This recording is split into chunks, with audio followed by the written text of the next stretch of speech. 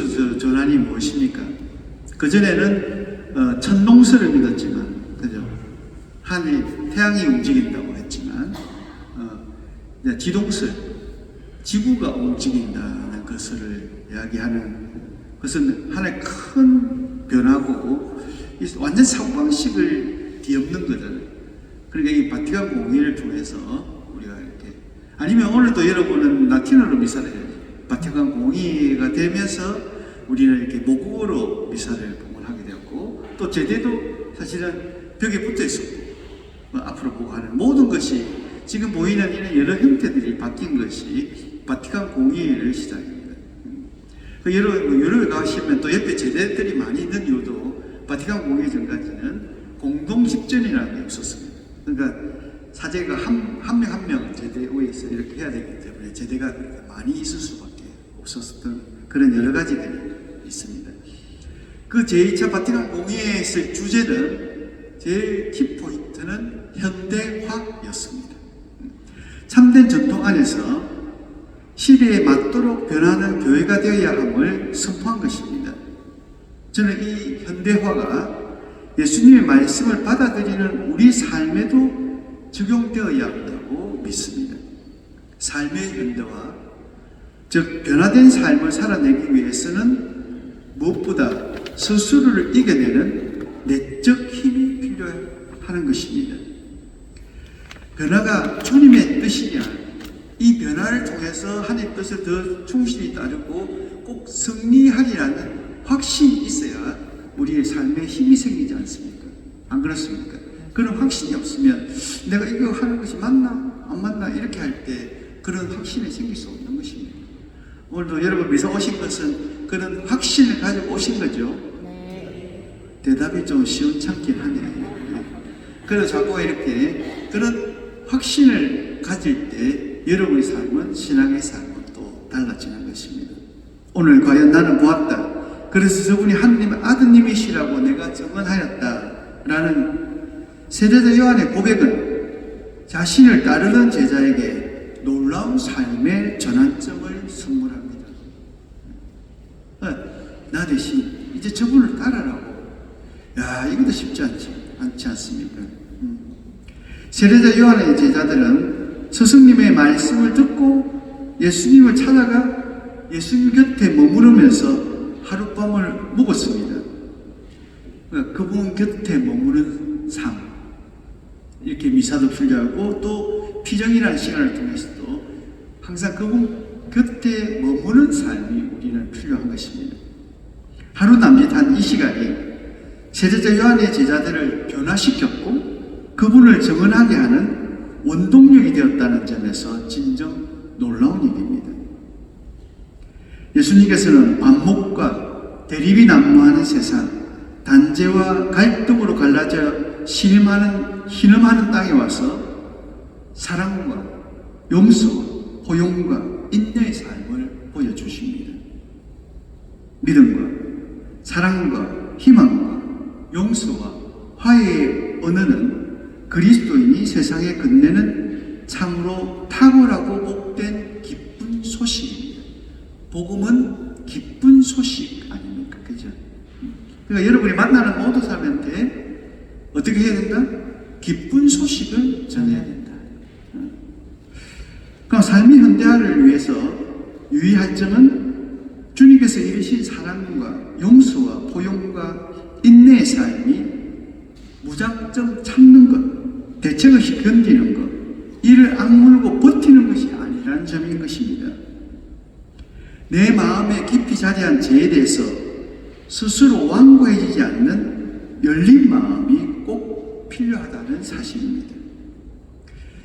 그 열린 마음이 되기 위해서 제일 첫 번째로 고해 성사를 통해서 새로워지는 것입니다. 그런데 우리 신자들이 대부분 제일 힘들어하는 것이 이 고해 성사인데, 그죠? 좀 창피하게 하기도 하고 내를 또 드러낸다는 것 자체가 참 치부를 드러내는 느낌이 들어서 부끄럽기도 하다고 많이 하고, 그래서 마치 도살장에 끌려가는 소처럼 이렇게 오는 것도 많은데, 근데 이렇게 고해성사에 새로운 이해가 필요할 것 같습니다. 고해성사는 우리의 죄를 넘어서는 사랑의 주님을 만나는 자리인 것입니다.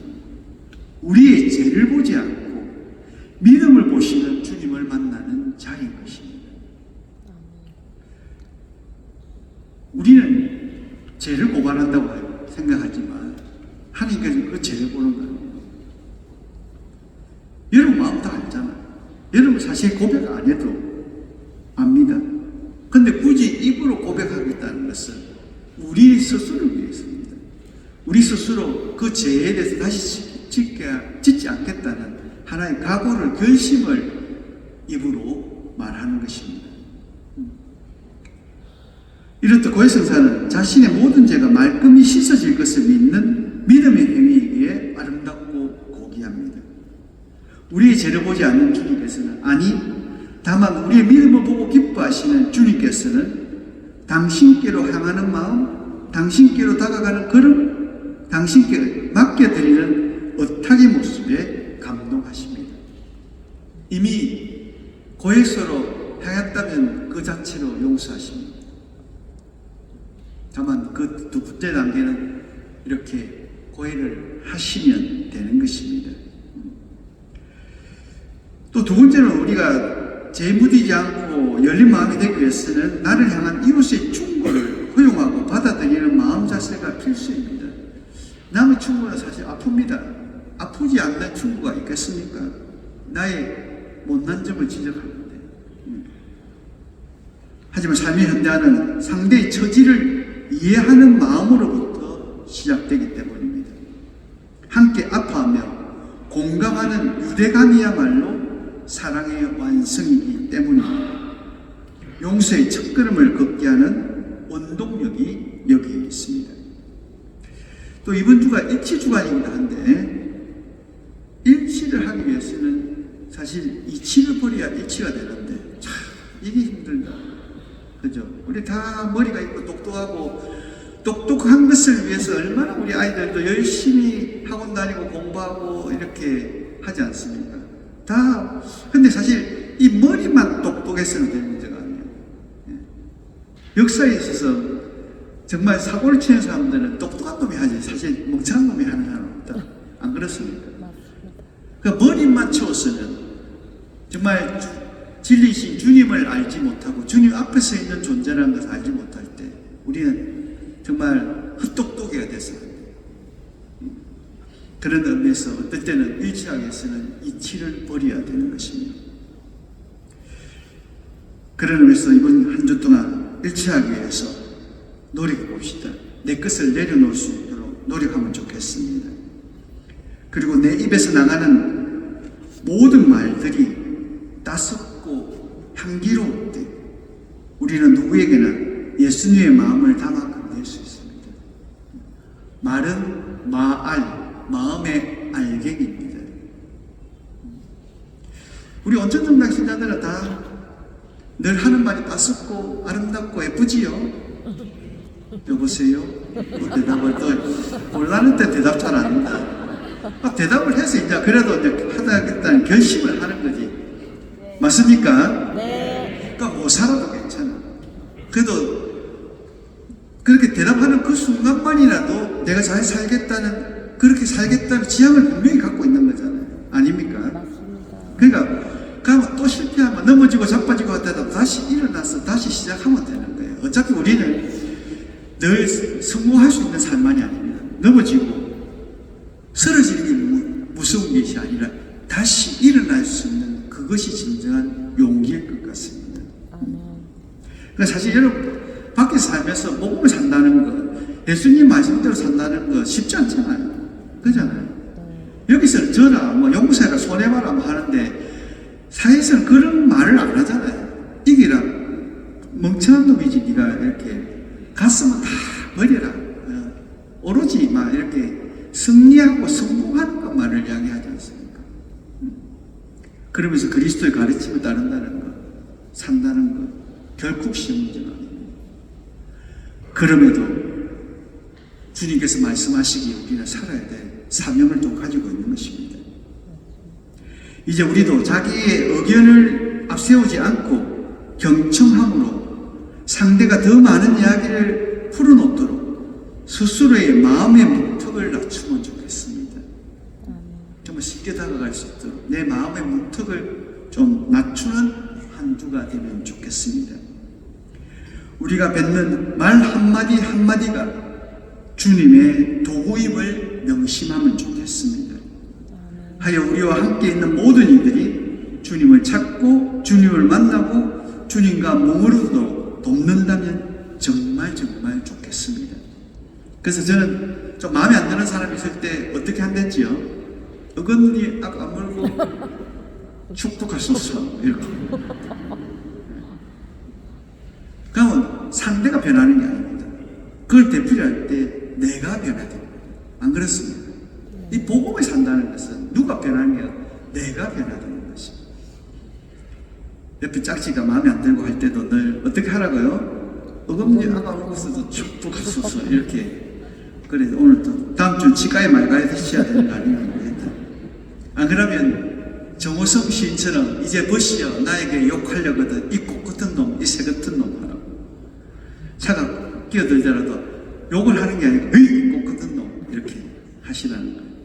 여러분 저도 마음에 안 드시면 이렇게 이 나무 같은 신부이라면 새 같은 여러분을 깃들이는 나무가 되고 싶으니까 웃자고 했는데 아무도 안 웃네. 10회다. 정말 그런 의미에서 우리 입부터 정화되어야 될 것 같습니다. 비록 우리 생각까지는 그런 전화가 미운 사람이 또 하더라도 입에 나올 때는 정말 축복하소서 아니면 이 꽃 같은 놈, 이 새 같은 놈 이렇게 할 수 있는 그런 하루 한 주가 되면 좋겠습니다. 한번 노력해 봅시다. 그죠? 네. 그럴 때 정말 세상이 달라집니다. 왜? 여러분이 변할게요. 보는 여러분의 눈이 달라지고 여러분 마음이 되고 생각이 달라지면 세상은 변합니다. 아닌가요? 맞습니다. 저는 그걸 체험하기 때문에 말씀드리는 거죠. 그러니까 여러분도 그렇게 사시면 좋겠습니다. 그러니까 늘 삐딱하게 생각하고 늘 부정적으로 생각하면 그렇게밖에 세상은 보이지 않습니다. 여러분 눈이 그렇기 때문에, 여러분 마음이 그렇고, 여러분 생각이 그렇기 때문이 아니십니까?